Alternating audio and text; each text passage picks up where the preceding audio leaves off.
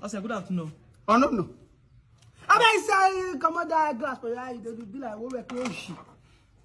Good afternoon, sir. My dear. When is it? Urhobo Pako TV son. You what Urhobo? You be Urhobo person? Urhobo person. Okay, all the way you good afternoon. Anama. Digwa. Mengo. Sorry, sir. Brando Banwe, may on good chief Data Boy TV. Data Boy TV, I want to know.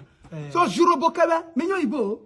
I know, but I know you know since I stay Lagos, I know if they speak the Urhobo well. Understand?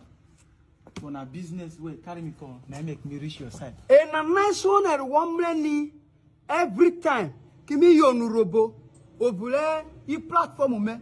Sine mo awa radio beko, radio bi worry. Let's say I boni a Urhobo ke. I obliye in social media. Sine I sang weku maiti yone obora Urhobo, obri Data Boy TV page. What's every page na? Memre. Was that the thing you know about Urhobo? Wamle. Memre. Etina na wamle na. Me je be fighting eh. Me jo ibo, je minyo ibo.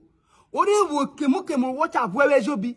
Dawe sen wo Urhobo avowe. Mi ke work away. Okay, also because what? Me Urhobo Pako TV. Me be Lagos, me uli comedy. But me chatting na Urhobo Pako TV we attack me we promote you or more Urhobo up and down. So me can yara it we can promote comedy me once me can blow. Odo bowe yo wa. One me promote to le comedy we. Yes. Send go blow. Yes sir. Was je dawe. But women are be dawe mamo. E ga je. Send was Uyono bora Urhobo. Omo Urhobo where is your ona na warrior je na. O doja na. E mo wo ke wi ago be ka se Uyono ko ne riwe Urhobo ejo bi wure. E ko kwa Urhobo ejo bi ki gbu kufia.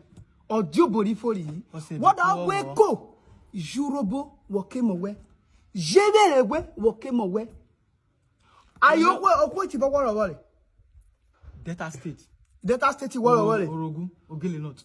Orogu ge not woro wole. You want Urhobo we become a maje. I say when you in the house where na house carry us in yara. Where she been si Urhobo? Ejo be Urhobo. Where she sha Urhobo? Ejo be Urhobo. Make a promote we. Sina ya abalo. Sinu Urhobo ya abalo. Urhobo. Vovo. Urhobo. Vovo. What you blow? Okay. Okay, you go. Okay, you go. We are not finished now. Because